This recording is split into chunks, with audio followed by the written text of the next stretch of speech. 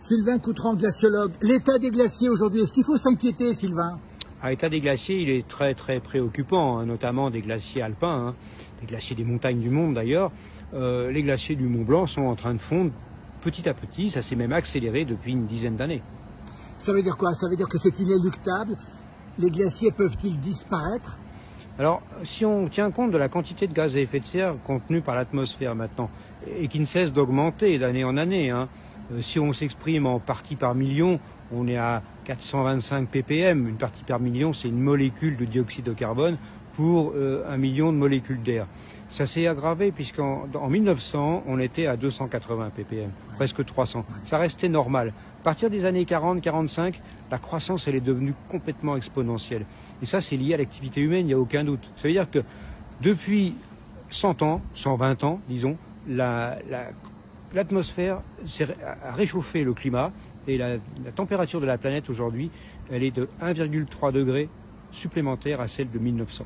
Les glaciers derrière nous, là-bas, les dômes de Miage qu'on voit là-haut derrière, vont disparaître un jour ou pas? Alors, oui, alors ça on peut le dire, oui. Parce que si on prend un scénario moyen de réchauffement climatique, c'est ce scénario qui a été pris en compte par l'IGE de Grenoble, hein, le laboratoire de glaciologie. Ils ont publié un document en 99 dans lequel on voyait la disparition totale de la mer de glace et du glacier d'Argentière, donc des plus grands glaciers du massif du Mont Blanc, pour 2080. Les bilans d'accumulation de neige sont tous négatifs depuis 25 ans à peu près. S'il y a une année, c'est 2001, la dernière année a bilan positif. Eh bien, à ce rythme-là, les glaciers ne peuvent que disparaître. Les glaciers sont le premier témoin de ce réchauffement climatique, Sylvain Coutran? Je pense qu'il y a d'autres témoins. L'autre témoin qu'on a bien en vue dans le massif du Mont Blanc, c'est les écroulements rocheux.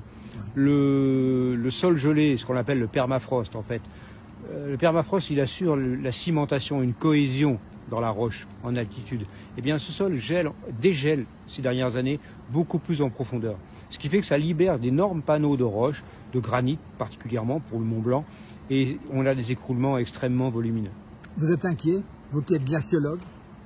Je vais dire que je suis factuel dans ma façon d'exprimer les choses, mais au fond de moi, je sais qu'on est passé dans une autre période, qu'on était dans un interglaciaire qui était normal jusque dans les années 1940, 1950, et que cet interglaciaire est particulièrement chaud et que la prochaine glaciation devrait, en théorie, d'après les paramètres astronomiques, arriver dans 40 000 ans, et il est possible qu'on zappe, ça c'est des grands scientifiques qui disent ça, qu'on zappe cette prochaine glaciation. Ça veut dire qu'on aura un interglaciaire au lieu de durer 40 à 50 000 ans, qui durerait plus de 100 000 ans.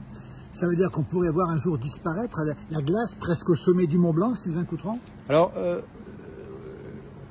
avec la remontée des températures et la remontée de l'isotherme 0 degré, disparition de la mer de glace, on va prendre cet exemple pour 2080 à peu près, on aura encore de la glace et de la neige au col du Midi, ça veut dire qu'on aura encore du glacier à 3500 mètres, et que à la fin du siècle, début du siècle prochain, il est possible que tous les glaciers du dôme du Goûter, par exemple, donc en dessous le sommet du Mont Blanc, disparaissent, et que le glacier des Bossons ne fera peut-être qu'1 kilomètre de longueur. Absolument. Vous avez écrit un ouvrage, un livre qui s'appelle L'Atlas des glaciers disparus chez Guérin, c'est ça?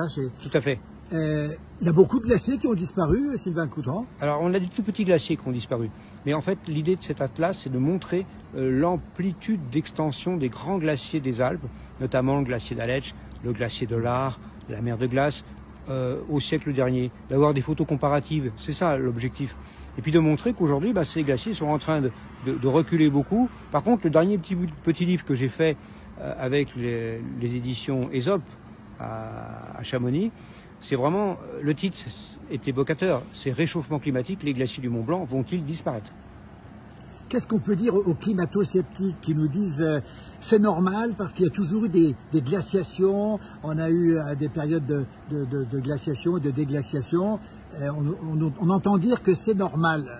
Qu'est-ce que vous répondez? Alors on l'entend, c'est vrai. En plus, cette émergence du climato-scepticisme, elle s'est accélérée avec la crise du Covid. On a cru au complot. Beaucoup de gens que je connais considèrent que c'est des histoires, que c'est du baratin, qu'on est vraiment manipulé. Mais le réchauffement climatique, il est là, on ne peut pas le nier. On prend l'exemple des températures, on mesure les températures à Passy, ici, pendant les étés. Ce sont les températures qui n'ont rien à voir avec celles qu'on a connues il y a 20 ou 30 ans ou 40 ans. Il suffit, c'est ce que je disais à quelqu'un que je connais bien, qui est climato-sceptique, qui habite les Ouches. Je lui disais, mais regarde le paysage comme il a changé depuis 30 à 40 ans, puisqu'il a 60 et quelques années. Donc il a du recul. Mais non, le climato-scepticisme n'est pas logique, quelque part. La prochaine glaciation, elle n'est pas pour dans 20 ans ou dans 30 ans, Sylvain Coutran? Non, on avait envisagé, et ça ce sont des grands glaciologues des années 80, des années 70 qui pensaient qu'on aurait à nouveau un petit âge glaciaire. Comme Robert Vivian l'avait suggéré, comme Louis Reynaud, directeur du laboratoire de glaciaux de Grenoble. Ils n'étaient pas réellement climato-sceptiques, ils étudiaient. Et ils pensaient qu'effectivement on allait rentrer dans un prochain petit âge glaciaire, peut-être pour 2100, 2200 ans. 2100, oui, 21e siècle, 22e siècle, mais aujourd'hui, avec la quantité de gaz à effet de serre que l'homme a injecté dans l'atmosphère, c'est plus possible, ça.